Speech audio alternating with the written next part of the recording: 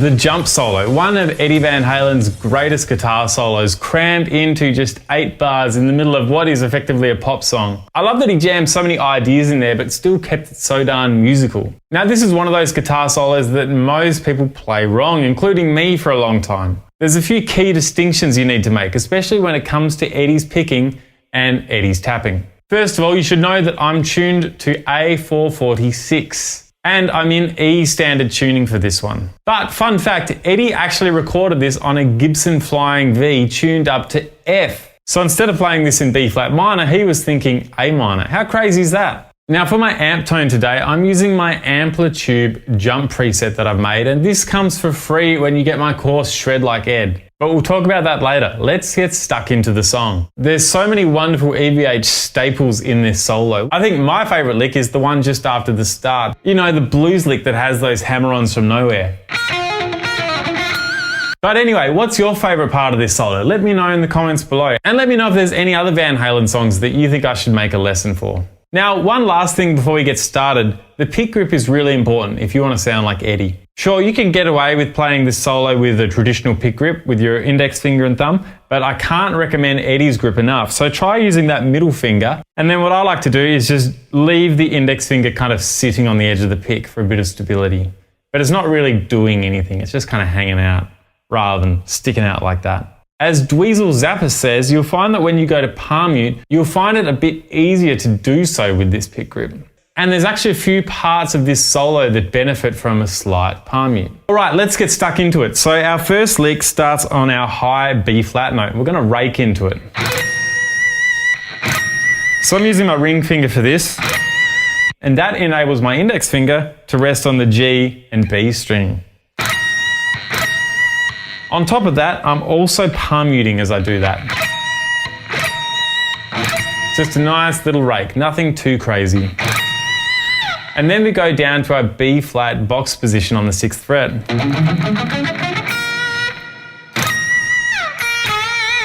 And we're just going to do a classic blues move of going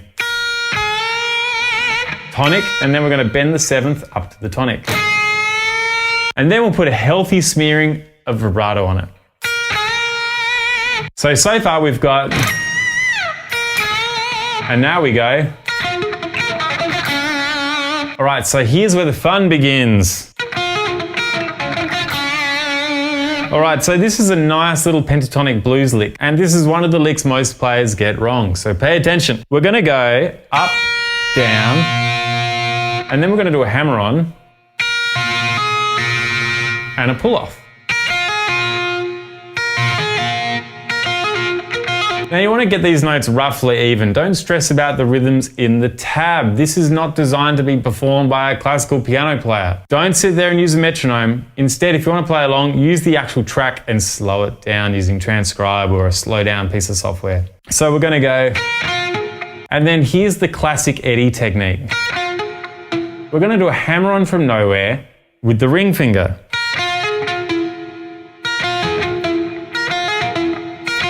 So far we've got 1, 2, 3, 4, 5 notes, but we've only plucked 2 of them. This is the most EVH thing I can imagine. Eddie loved using the strength of his fretting hand, and if he wanted to just not play notes, he could. Because not only were his hammer-ons so strong, but the way he had the bottom end of his tone set up, it allowed those hammer-ons to really thump out as if they're being picked. And now because we've done a hammer-on from nowhere, it frees the pickup to get back to the tonic. Very satisfying little lick to play. Notice I'm doing a slight palm mute. So this is a bit of a Nuno trick, where by having a slight palm mute, it makes those hammer-ons from nowhere stand out a bit more and sound a bit more uniform with the rest of the notes.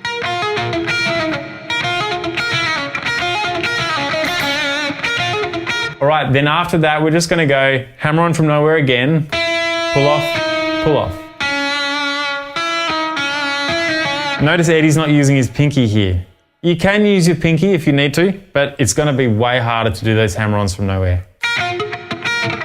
I was a pinky guy forever, and I started using my ring finger here, and instantly it's so much easier. So as I said, we just wanna keep these notes fairly even. And then we finish off with down, up, down.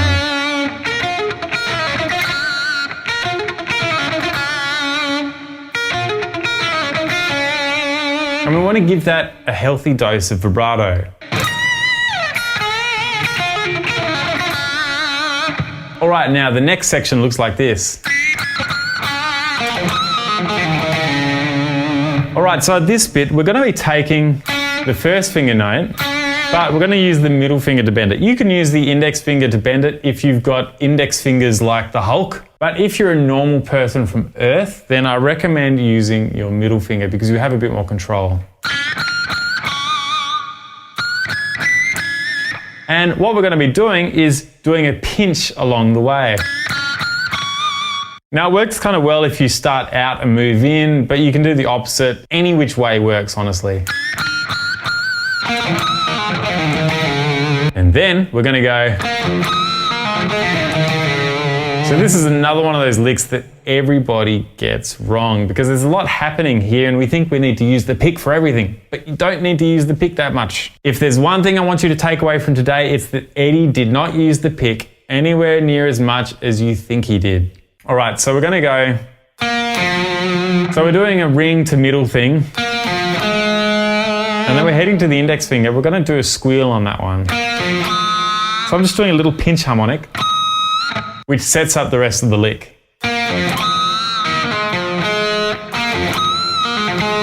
And all we're going to do is the hammer on, pull off, and then hammer on the string above. Another hammer on from nowhere.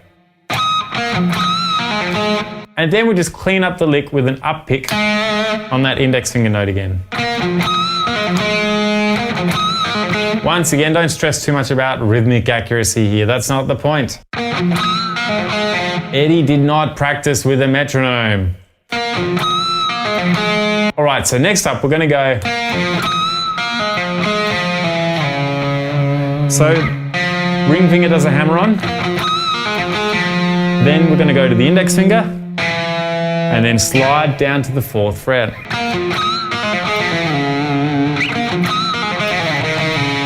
And then we tie it off with a little.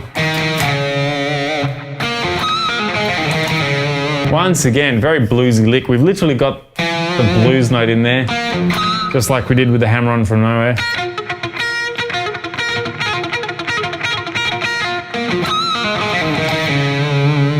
But it works so well, even over this chord progression, which is so not bluesy. It's basically as far away from blues as you can get, but still, blues licks work over anything. All right, so let's do a recap from the start.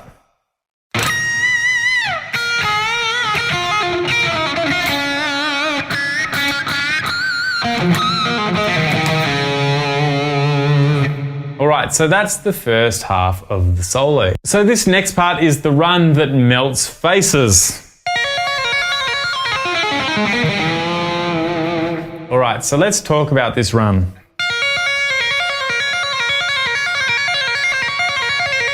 This run is so genius. It's got that Holdsworth vibe and it's so clever in how it changes string. It was one of the things that I've been doing wrong for a long time until recently. We're just doing our B flat minor arpeggio.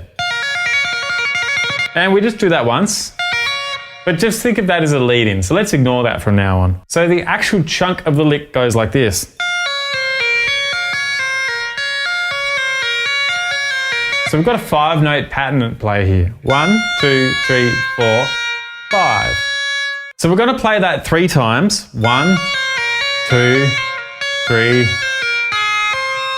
And on the 3rd time, that's when we're going to shift string, and we shift string on the last note of the pattern. So by doing that, it makes the new note easy to tap.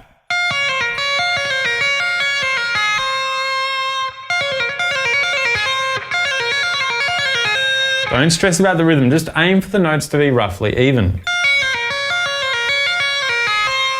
So when we get to the new string, we're going to deviate from the pattern. We're going to simplify the pattern into a 3-note pattern. So we go 1, 2, 3, and then we're going to go 1, 2, new string. Right? So that's our pattern. 1, 2, new string, 1, 2, new string, 1, 2, new string. So from the start, we've got 1, 2, 3, 1, 2, 3, 4.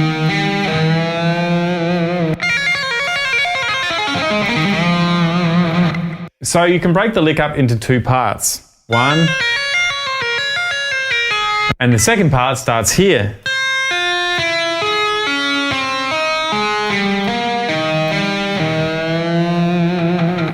Now this part is a little bit awkward because Eddie decided he wanted bigger stretch for those notes. And so you're going to have to use your pinky there. Changing the finger is going to complicate things a little bit. Now usually when we do 3-note per string tapping licks, we're used to staying on the one string. And that's how I used to play this lick. I used to go. But the genius of this lick is Eddie goes 1, 2, and then he changes string to set up for the next tapped note.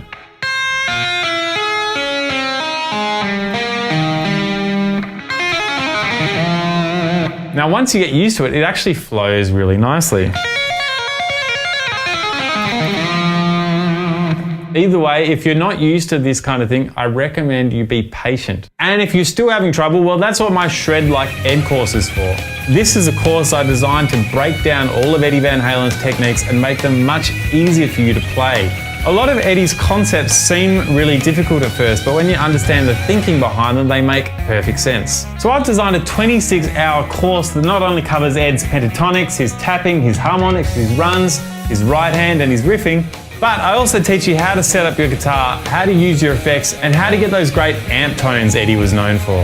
So that's Shred Like Ed. Check it out in the description below. All right, so our run goes like this.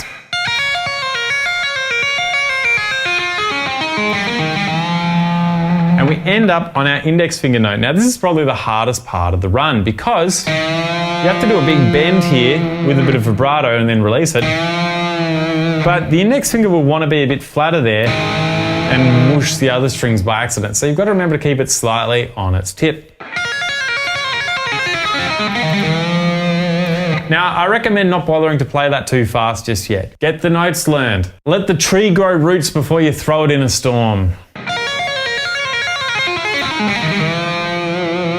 Now, when you're tapping, I recommend you just tuck your pick away. I like to do it in the middle finger there, but you can use it in any finger you like. This is just the one that suits me. All right, now we finish this lick off with this heroic little... Now this loves a slight palm mute. It just dulls the sound a bit. Gives it that kind of grainy quality that Eddie's tone had. Definitely adds a lot of bass and takes a lot of the top end off the tone.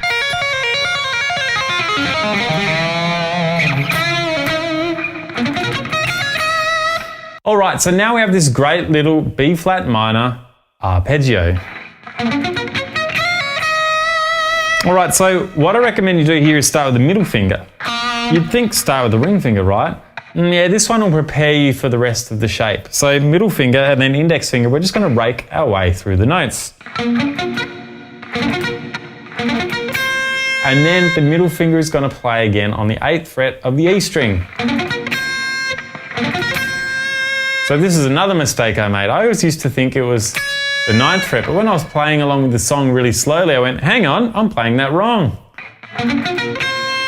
The best learning is done through our ears, people. Now the pinky is going to hit 11 next. So I'm just picking that down, down, down, down, up, down, up. So I'm sliding from 11 to 13.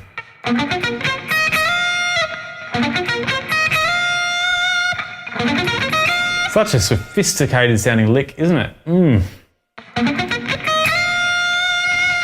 Obviously the palm mute helps. And you just release it once you get to the E string. And then we're going to do a pull off to the 9th fret. And then a hammer on with the middle finger. Now you can pick this or you can do a hammer on, both work nicely. In the tab, I can see that I pick it, so I better stick to that. What a lick. Genius. And that's a versatile lick that you can just throw over anything.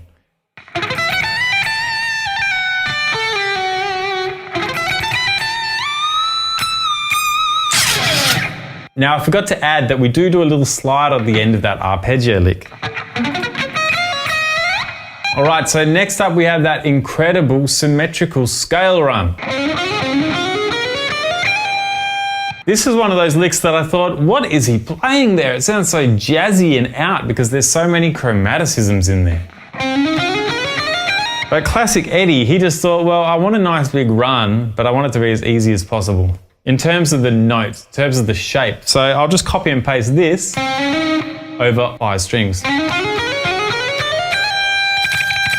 And as long as he ends on a strong note, then all wrong notes before it are completely forgiven. And we're going to end on a C chord. So this G note makes perfect sense to end on. It's the 5th of the chord. And then of course the keyboard solo takes over. So this shape, all it is index, middle, pinky. So all we're going to do is go, and then we start the pattern again. This is very clever by Eddie. It's almost like he needed some filler to delay his arrival to the party to be the perfect time. It's like you're getting to the club 5 minutes too early, so you do another blocky in the countach and then you arrive right at the perfect time. Picking wise, that doesn't matter. You can do all ups, all downs. You can use your elbow if you like. Does not matter.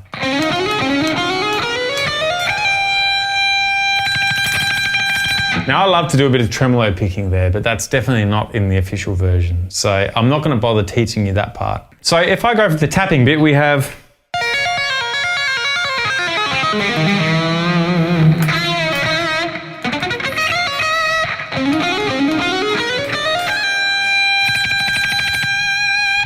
So right on the end, we are actually playing the G and then we're hammering onto A flat and then pulling back off to G, which is actually really cool because we're in C. And then we've got this G here and we're actually just going up by a semitone, which is actually the minor 6th, which once again doesn't fit in the scale, but it gives us this Phrygian dominant vibe for a moment. Which once again is very unconventional, but that's just classic Ed, isn't it? He followed his ears and when he found something, he just went, yeah, stick that in, it sounds great. If it sounds good, it is good. Now there's a lot going on in this solo. You want to master each bit separately before you cut them up and put them in together.